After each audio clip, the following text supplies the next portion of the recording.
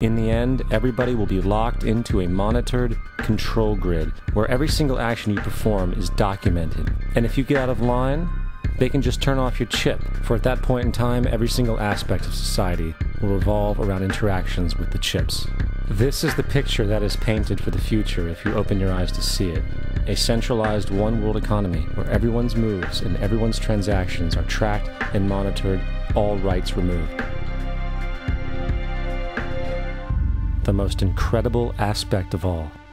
These totalitarian elements will not be forced upon the people. The people will demand them.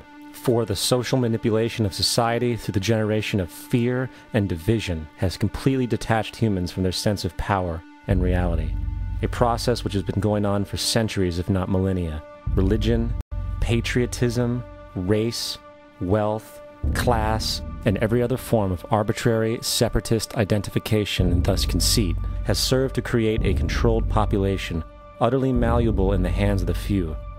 Divide and conquer is the motto, and as long as people continue to see themselves as separate from everything else, they lend themselves to being completely enslaved. The men behind the curtain know this, and they also know that if people ever realize the truth of their relationship to nature and the truth of their personal power, the entire manufactured zeitgeist they prey upon will collapse like a house of cards.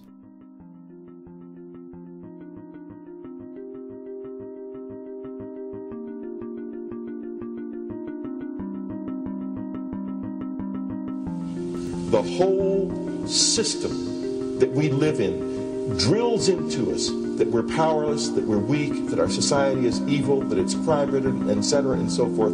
It's all a big fat lie. We are powerful, beautiful, extraordinary. There is no reason why we cannot understand who we truly are, where we are going. There is no reason why the average individual cannot be fully empowered. We are incredibly powerful beings. You know, I think I spent 30 years of my life, in the first 30, trying to become something. I wanted to become good at things. I wanted to become good at tennis. I wanted to become good at school and grades and everything I kind of viewed in that perspective. I'm not okay the way I am, but if I got good at things, you realize that I had the game wrong. That the game was to find out what I already was. Find out what I already was.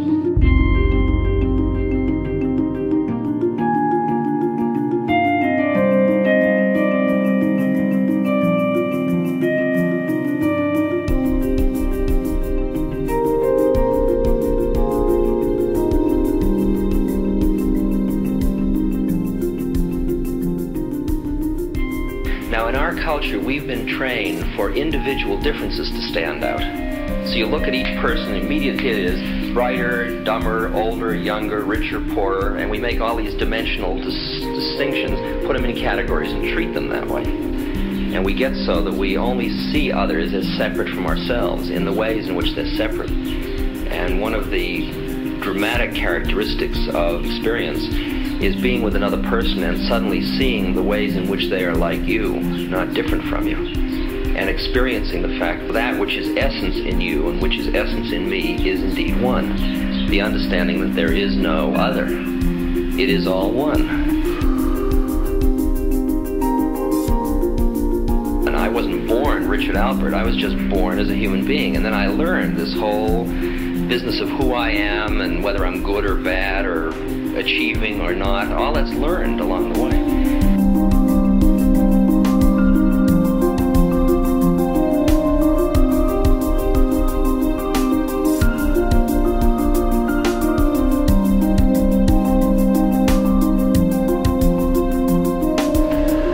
The old appeals to racial, sexual, and religious chauvinism, to rabid nationalist fervor, are beginning not to work. A new consciousness is developing which sees the earth as a single organism and recognizes that an organism at war with itself is doomed.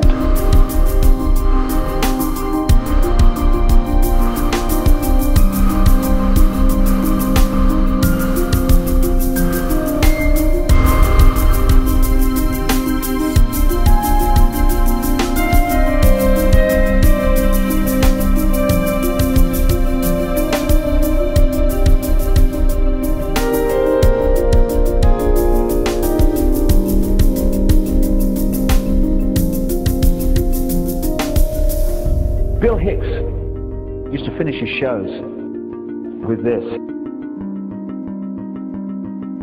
Life's like a ride in an amusement park. And when you go on it, you think it's real. Because that's how powerful our minds are. And the ride goes up and down and round and round. It has thrills and chills, and it's very brightly colored. And it's very loud, and it's fun for a while.